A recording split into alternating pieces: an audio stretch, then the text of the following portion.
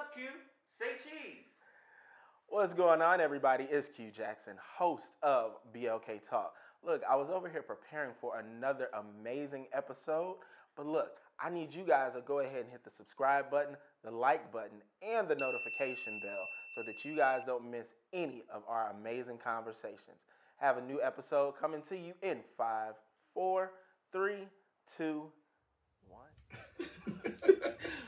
What's going on, everybody? It's Q Jackson, host of BLK Talk. I'm back with another amazing episode and hopefully a transformative one for you and for me. Hopefully, after this conversation, I lose about 20, 30 pounds, but we'll see. So, today on BLK Talk, we have model, personal trainer, author, actor, and a little bit of everything, Mr. Steven Beck. All right, welcome to BLK Talk. Thanks for having me. How are you? I'm all right. I'm grateful. I'm grateful to be here today. So yeah, thanks for having me, man. I appreciate that. And I appreciate you. I'm grateful for you being here for years.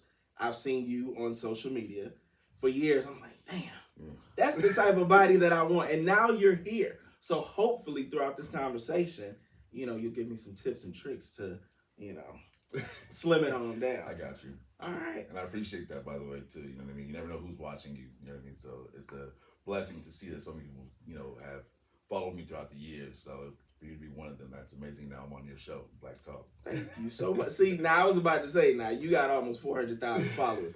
You know the people are watching you. Yeah, they are.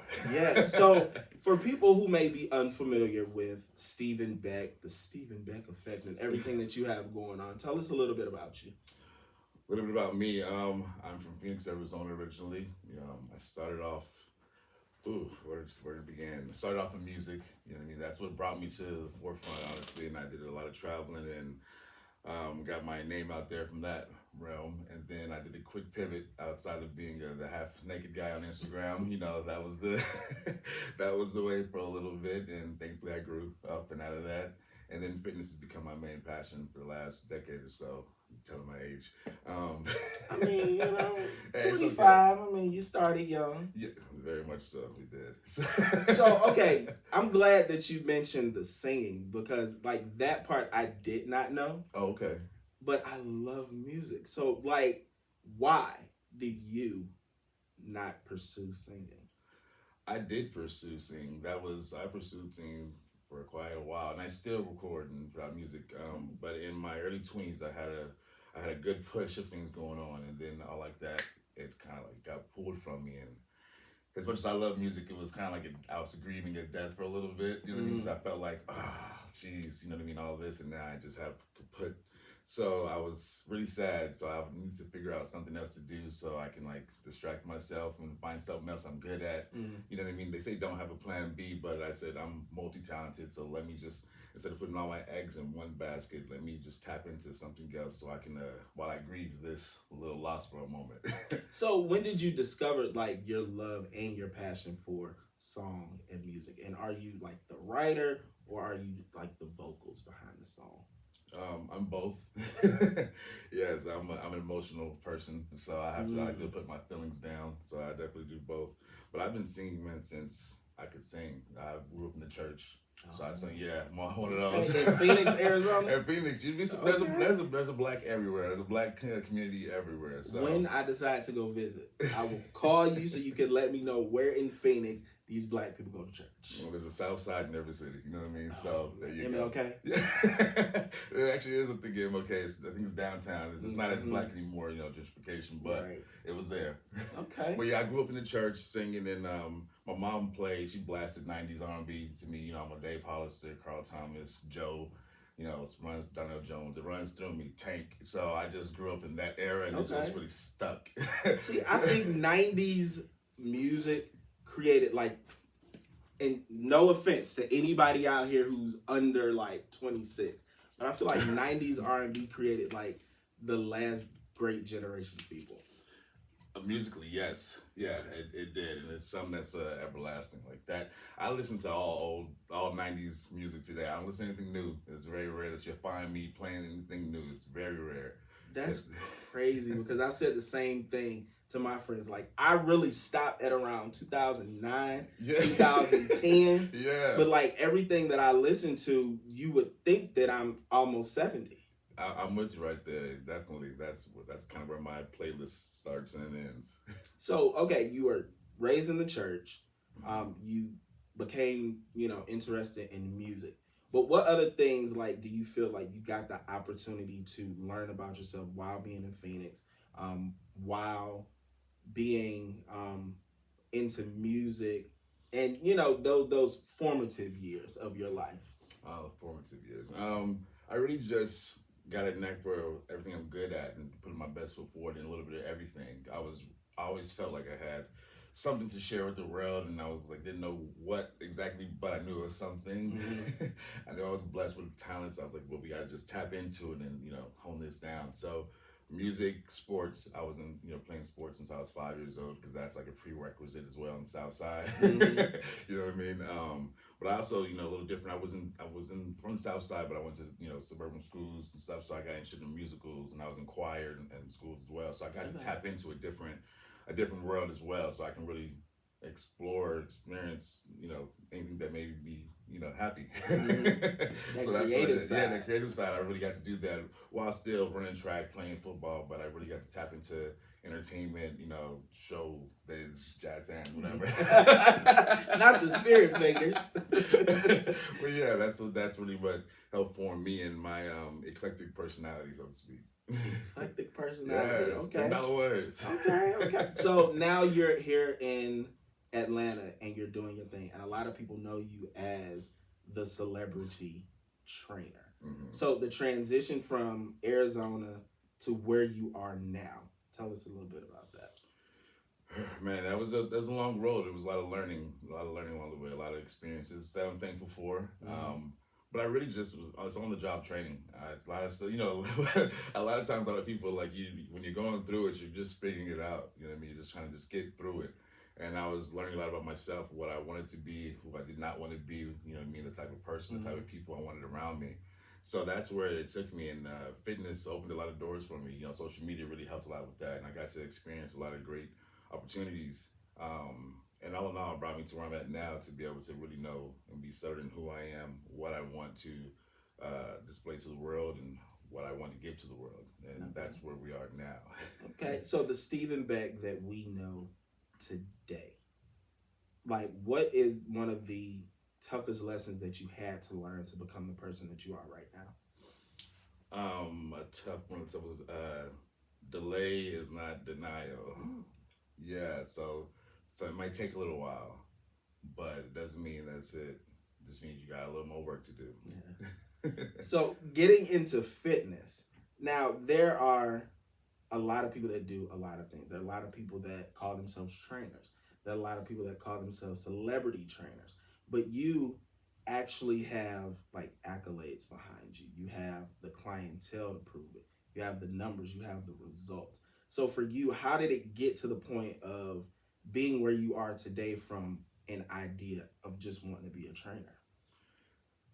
It takes a village, I say. Like I don't think you reach success by yourself. So I was blessed with a great community of friends and people that really pushed me forward, put me in the right, situations that I could take and run with. So I have to give that, outside of giving thanks to God, to the village around me. They really helped push me because they saw what I had as well. They saw the light in me and they were like, let me help you out. And that's what I got to give that to, really put me in the right place at the right time. And then I took it from there. Okay, so why Atlanta? Atlanta, well, when I first came to Atlanta, it was like, Atlanta was the place to be. You know what I mean? And when was that? How long have you been here? Jeez, my first stint here was maybe 2000 and 13, 14, I think, a long time ago. Yeah, I was here that's when I believe I first started getting started, and then I left and came back. So yeah, it's been a long. Atlanta's been like my second home since I've been an adult for most of my adulthood. Okay. Well, yeah, it was just the LA, and then I was overseas for a bit, but it was between LA and Atlanta. What are the two big differences for you in the different cities? LA is it's like so cliche, but it's LA. It's such an LA, lifestyle. Like nobody, like Atlanta, nobody really has a job. A lot of like social drinking and Yeah. always something going on, events, Brunch, day yeah, parties. and it's like you get caught up in that. You can get lost in that. Atlanta, although similar, but out here for me, it's a little more laid back. You know what I mean? For me, I can chill here. I can I don't have to be out and about. I can find, just like how we out in the boonies now. I'm not giving up where we at. Watch Close it. location. But I feel like I could relax a little more out here. I'm Mm. not pressed to be in the middle of the scene. Also, maybe that's just where where I'm at in my life. Maybe so I can give it to that because they're very similar cities, different, same kind of people. Yeah. You know what I mean? I guess just whatever your preference. When you strive for peace, I mean, the boonies is where you. No, yeah. Where, for me, like that is where I choose to be because I mean, like I said, when you came here, I was like, nobody comes here unless you're invited here. Yeah. Like the street is a dead end and it's peaceful. I could go outside. Like ain't no. So yeah, yes, I'm not knocking it at all. I was just saying, like, you know what I mean. It's very you can find peace out here, and then I'm still get into the city if you want. But for me, being in Atlanta, it's a little more laid back right now, especially for where I'm at in my life. Okay. Yeah. So social media, which is a big part of your life, my life, a lot of people's lives nowadays, especially creatives, entrepreneurs, and things like that. So when you got on social media and you decided to go ahead and become a trainer and put yourself out there, how long did it take before you got your first celebrity client? How long did it take? I can't really remember. It wasn't too long. But I remember once I got on, it was quick. And then I think one of my first clients was Shekinah. Okay. Yeah, from Tiny. Yeah. She's a hoot. But yeah, she was one of my first little clients out here, and we had a good time. And she, started blasting me and putting me on really, and that's what started trickling in from there. So when it came to like getting that opportunity and that exposure, were you ready for it? Like what was going through your head at that time? Yeah, I would say I was definitely ready for it. I'm always prepared. I'm a prepared person, and I know when I want something, I'm gonna go get it. So it's just when the opportunity comes, you gotta be ready for it. A lot of people say they want something, they want to be something, but then they get put in the situation, and then they start shaking in their boots. Not me. So I know what I wanted. I said I can rock this. I know what I got. Let me just passing the ball. Right. So okay, now you started working with Shekinah, and then from that point, you became a celebrity trainer. Mm-hmm. Okay, now for you, now I know a lot of people they get the one celebrity client, and now they are a celebrity, whatever it is they are.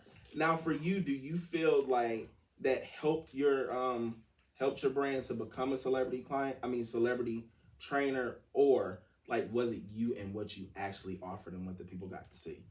I think Or a was little it your bit of looks? no, well, I think to be honest, I think like like a good gumbo. A good friend always uses that reference. Like it's a mixture of all those ingredients. To be honest, I think a little bit of that, a little bit of this, and then what I put into it. You know what I mean? Makes what people want to tap in and pay attention to, whether it's for good or bad reasons. But it's something that got their attention. So I think it's a mixture of all three of those things. To be honest. Use what you got to get what you want. Okay, I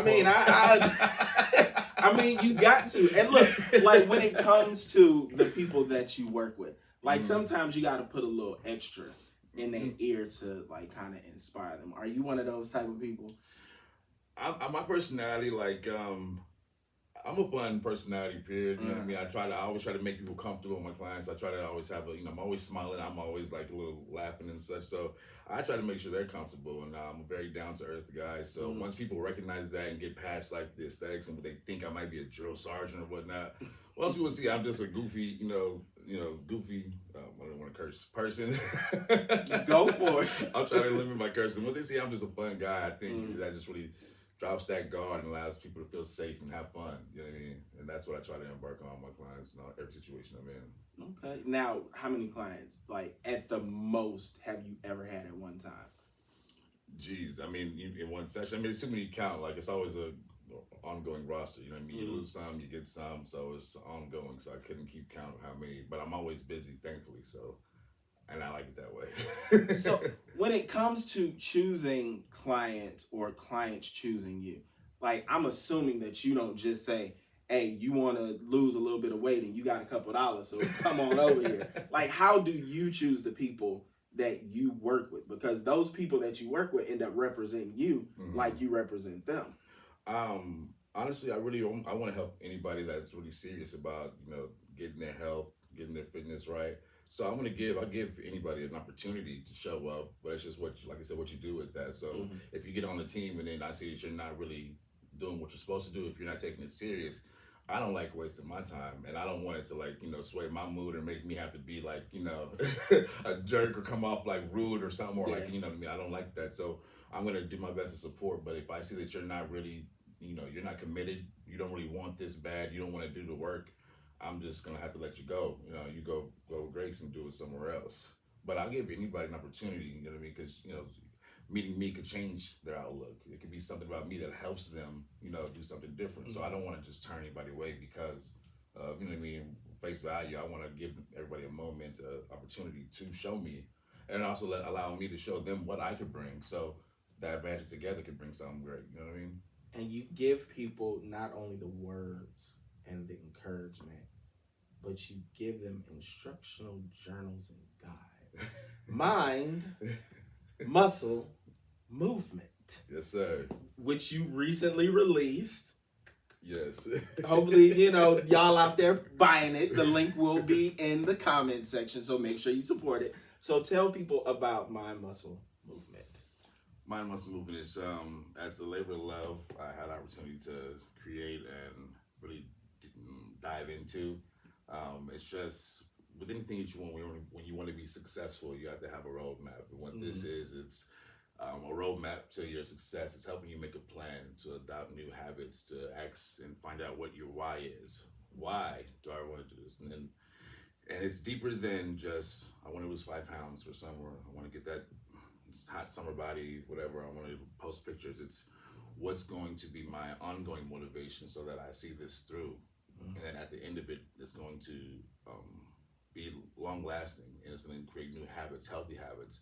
I'm going to address things that I know are setbacks, or it's going to address things I know I need to fix, and I'm actually going to do the work to fix them versus seeing it and complaining about it, but then throwing away and let me go get some cheese fries, or let me go out to the club, or let me go drink. Let me actually sit with yourself, write it down, and when you write things down, it has a different effect. You know what I mean? Because you actually seen it as your words, it's your thoughts. So it's allowing you to be honest with yourself, take accountability, but also helps you create a plan so that you can succeed and get past whatever this hump is, and also get to the next one, get to the next obstacle and attack that.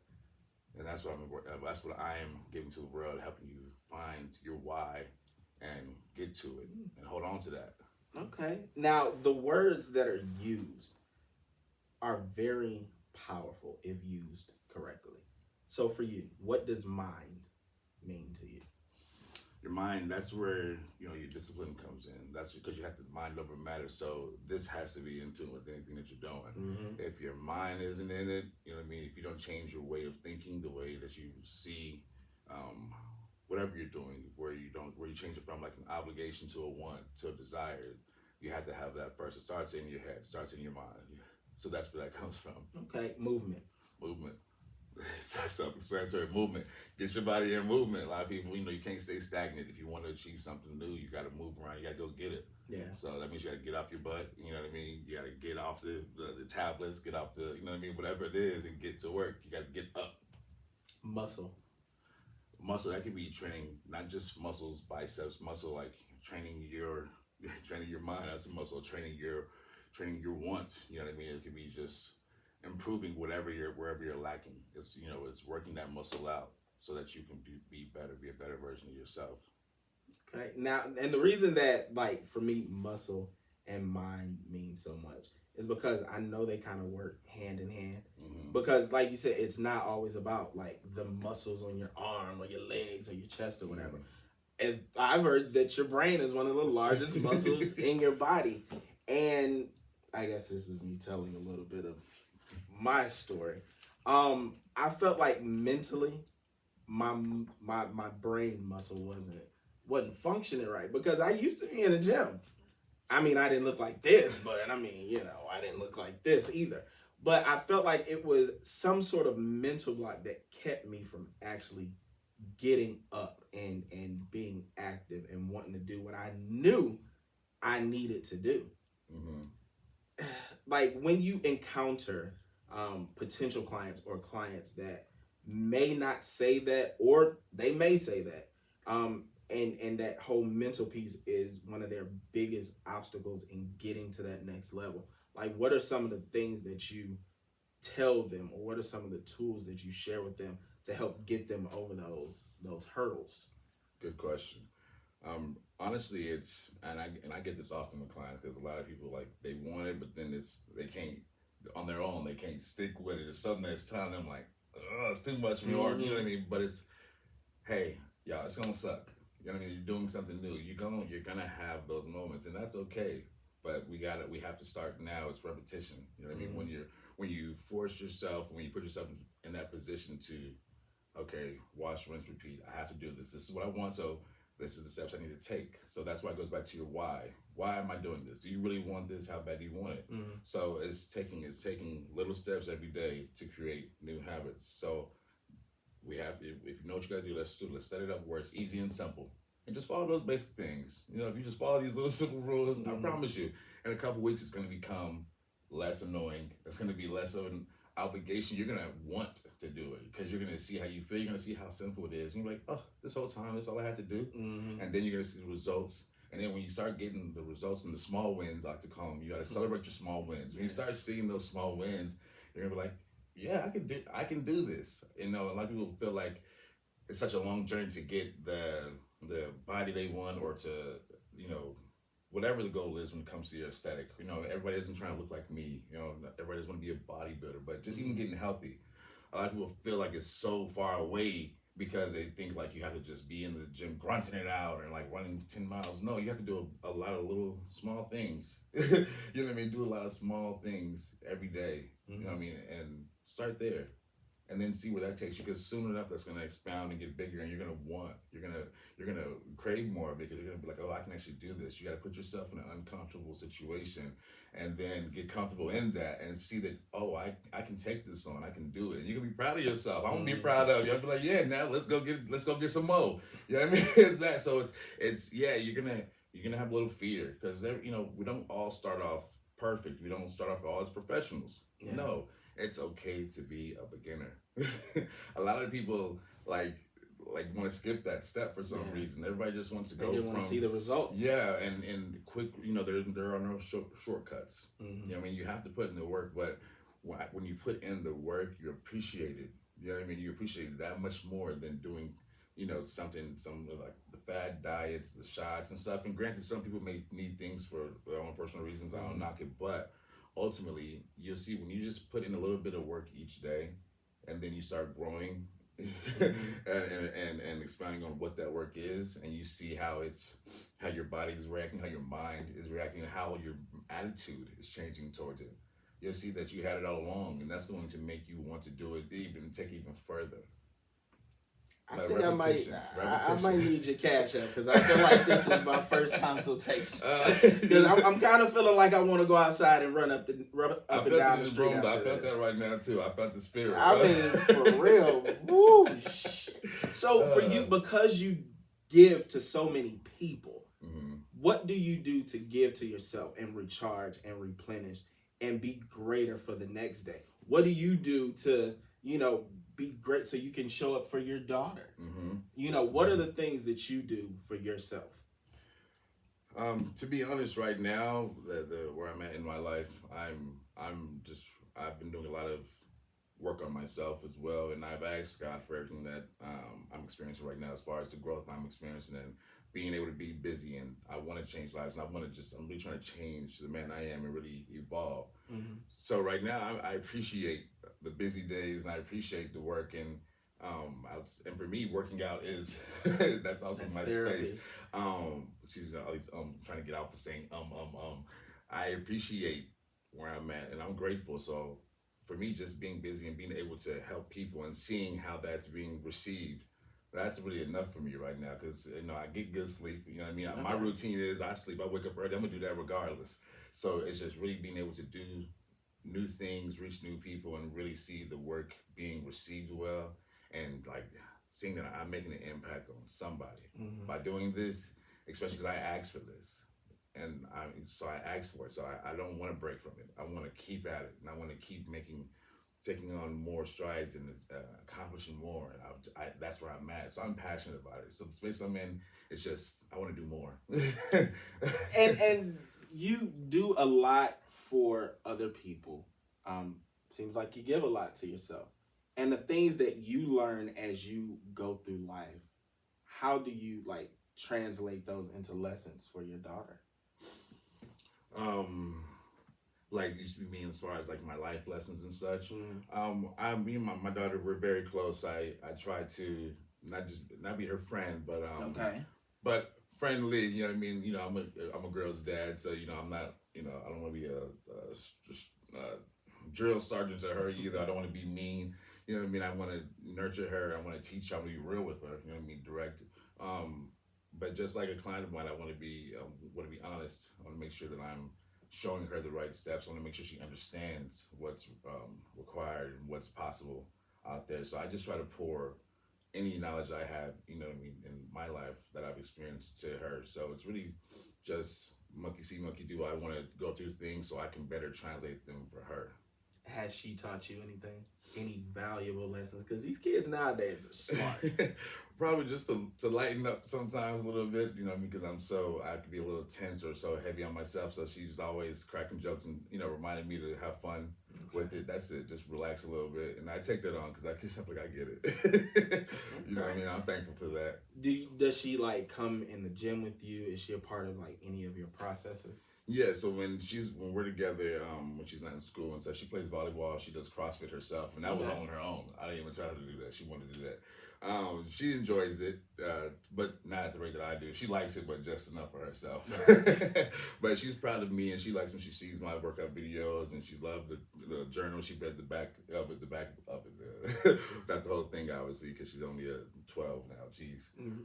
Grown. Oh God. Oh, she swears she is. But yeah, she's very supportive, and she's at the age where she can recognize what I'm doing. She sees, you know what I mean. Even though I hate her on social media so much, but she, you know, she helps on when she's with her moms and such, and she sees what her dad's doing, and she's proud of me. You know what I mean? She pays attention, and that fills my heart with so much joy, and that reminds me of what I'm doing and why I'm doing it, and where I'm at right now. How important what I'm doing right now is to what she's going to see and what she's going to take from seeing her dad work so hard to show her how hard work can really bring you your dreams if you just keep at it. I think that just brought a tear to my eye. So I need to lose weight, get in the gym, and I need to be somebody's father. So those are the goals for 2025. So soon, March 20th. Mm-hmm. It's a special day for you. Oh yeah. What's going on? What do we have going on? You know, some call me a Renaissance man because I do so many things, I guess.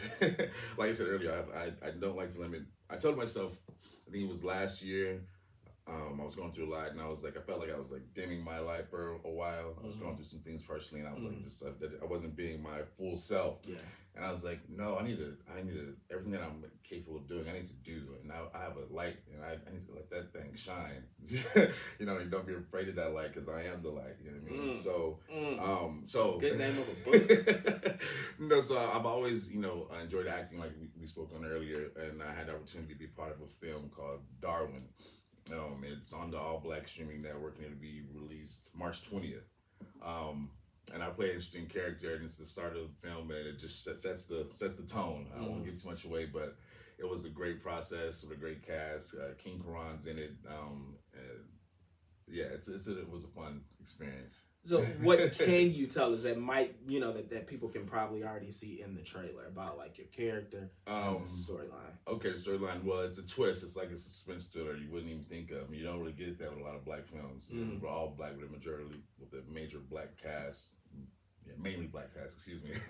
But it's a twist about like this young woman. She's young in the city, and she used what she got to get what she wants. And I fall prey to that, but it's a twist of who's the hunter and who's the prey. You know what I mean? And how you may think you're in control, but you're not. And there's always an apex predator, you know what I mean, looking to, you know, take you out too. So you gotta be, you know, always be ready. Yeah. Be prepared. So, you know what I mean? And unfortunately, I'm the, you know, they do me dirty, but they get me. I get in a sticky situation, But yeah, it just shows the hard knock reality of how far will people go to get what they want. So for you, when it comes to everything that you have gotten into, fitness, acting, singing, becoming an author, what are some of the things that you've learned about yourself throughout these different journeys? I've learned that I'm enough and I'm truly capable. Mm. It's not, I'm really capable of doing whatever I want. I feel like I've lived so many lives. I'm only 33 years old, but I feel like I've lived so many different lives and had such great experiences in them. Mm. And I'm not even done yet. I feel like I'm just starting in this new version of myself, and I have so much already, but I know there's so much more for me to get, and Mm. I'm like, wow, I really can do whatever I put my mind to, and it's not just a cliche saying. Yeah. And that's another reason why how I'm working so hard. People may know me from the social media guy, or from however you may know me, but also to see the growth. If you pay attention to me and seeing the growth and where I'm going now, no matter where you started, no matter whatever box you were put in or people put you in, you can bust out of that thing. You create your own lane, and you can really reach whatever heights you want. And I'm really trying. That's my testimony. And I'm soaring.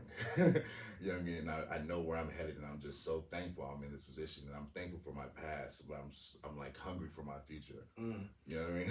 Do you ever, accomplishing so much in such a short time in life, do you ever just sit in those spaces where you appreciate and reflect on the things you do? Or are you one of those people that's just like, all right, I did it, it's done, time for the next one? I see, and I like I try to teach, celebrate the small wins, and I do, and it's like do as I say, not as I do, because because I'm my own worst critic. You know what I mean? And I'm always trying to make sure I do best when I'm busy and such. You know what I mean?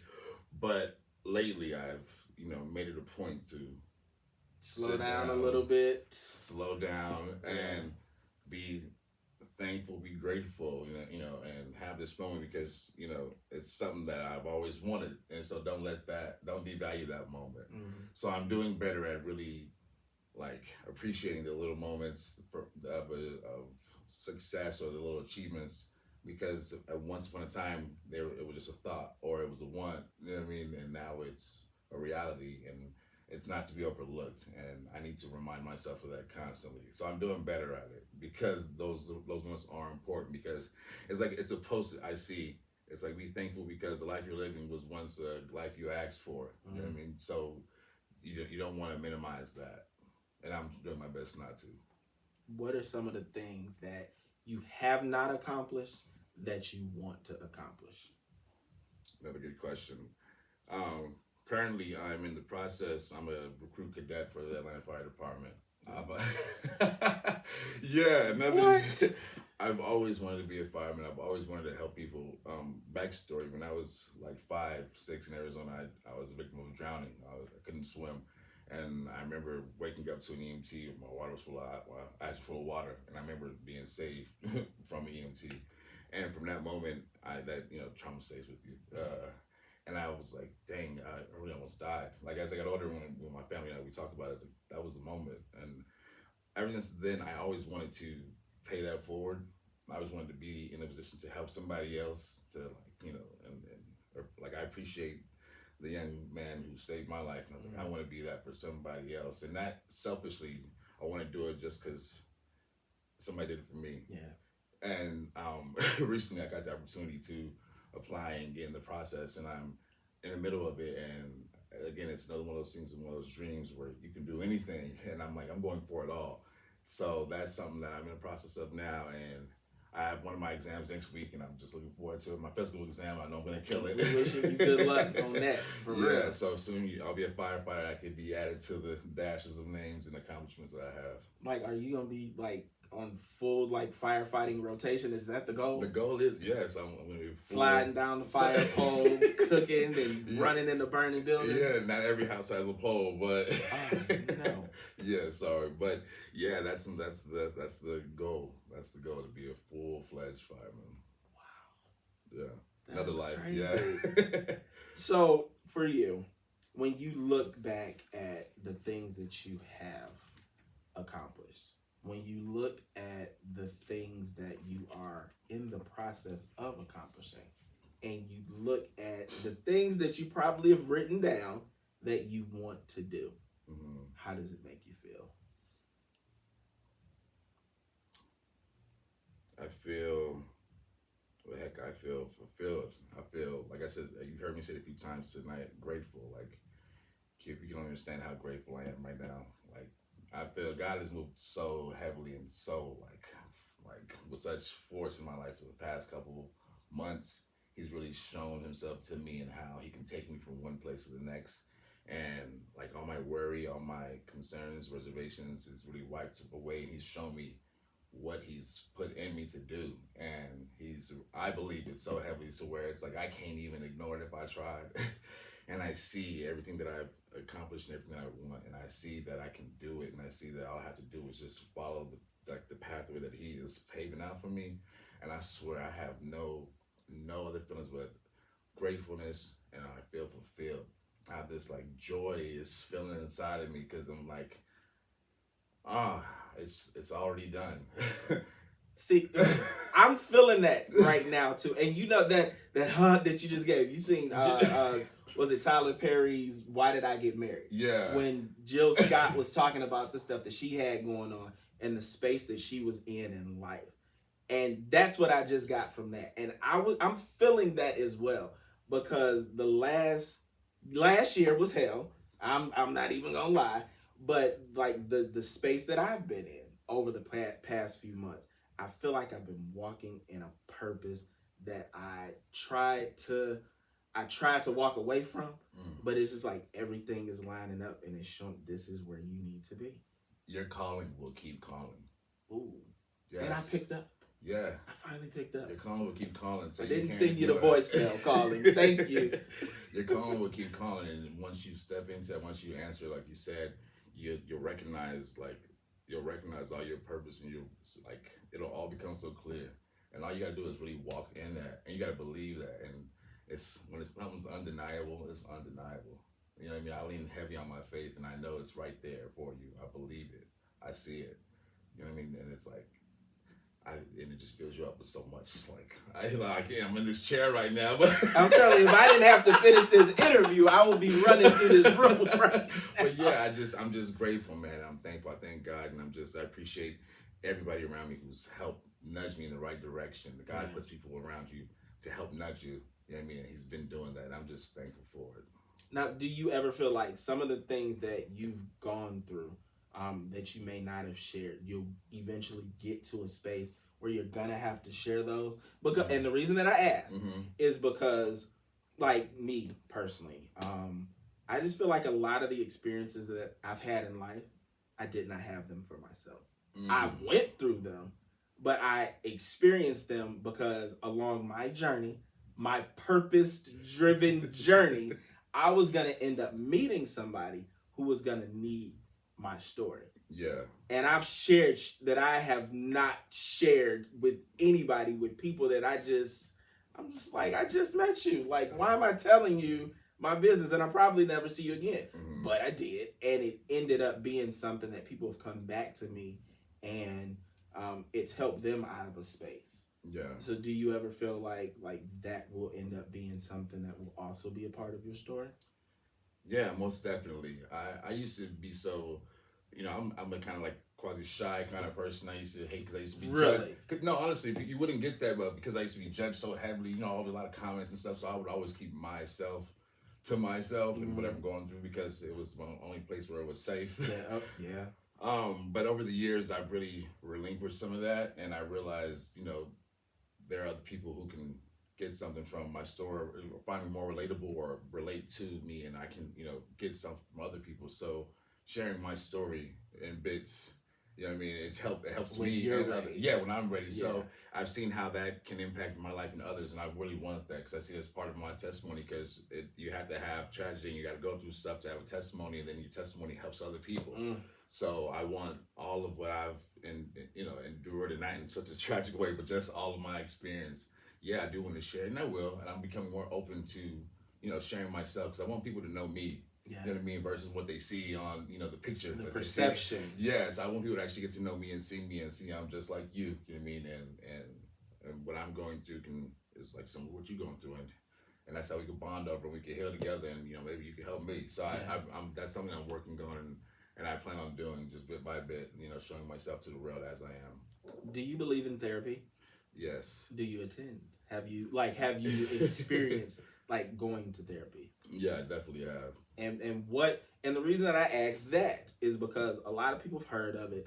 A lot of people are afraid to take those steps to actually get to that place. Mm-hmm. Like I know, say for instance, like my parents' generation. I'm like, man, y'all might be, an older generation, but you still can benefit from therapy. And, a lot of them were told to, what goes on in this house, mm-hmm. keep it in this house. Don't share with anybody outside. But, a lot of people feel like prayer is going to be that thing that works. But what you don't realize is you pray for help and God provides you with resources.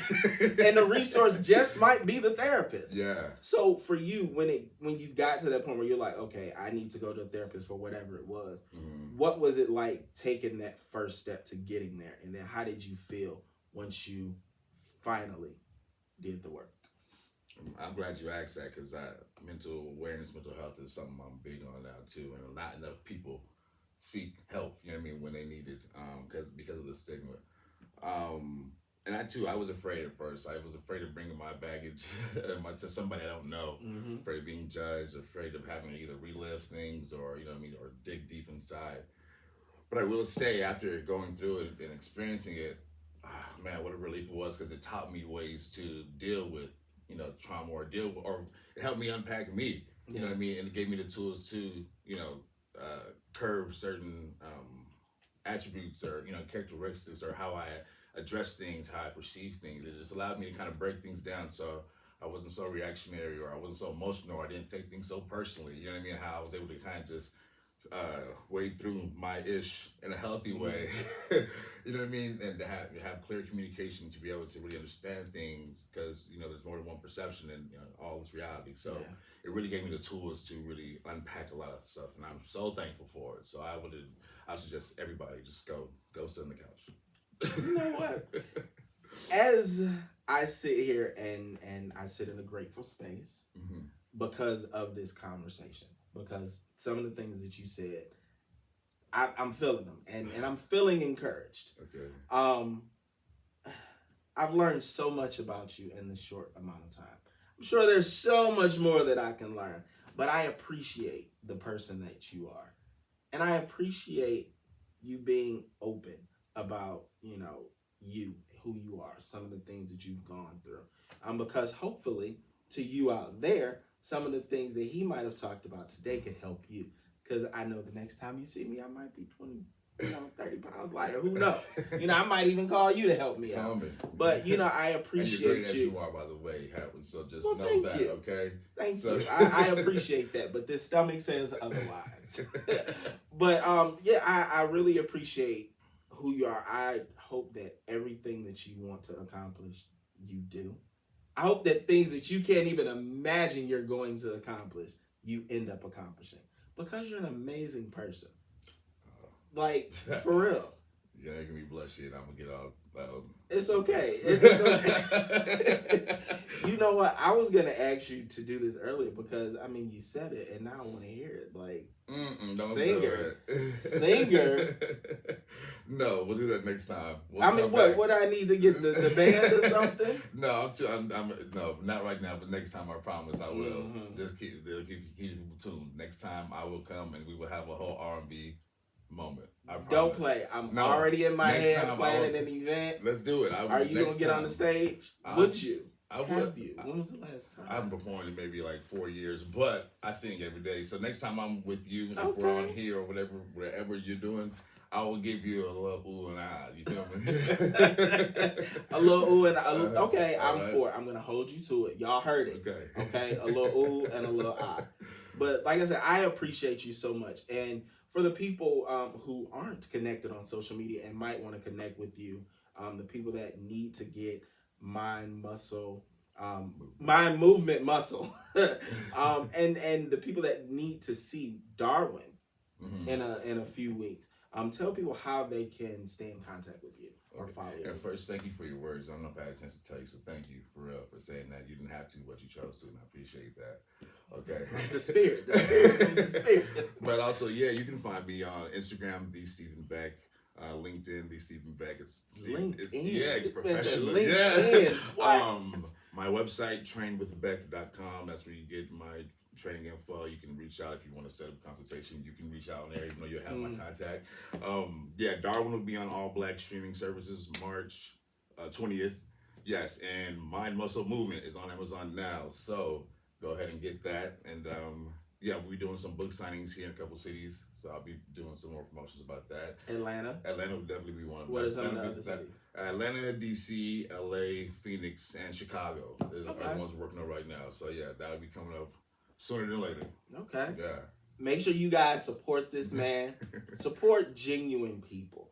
Okay? It's not about perception. It's about the actual person.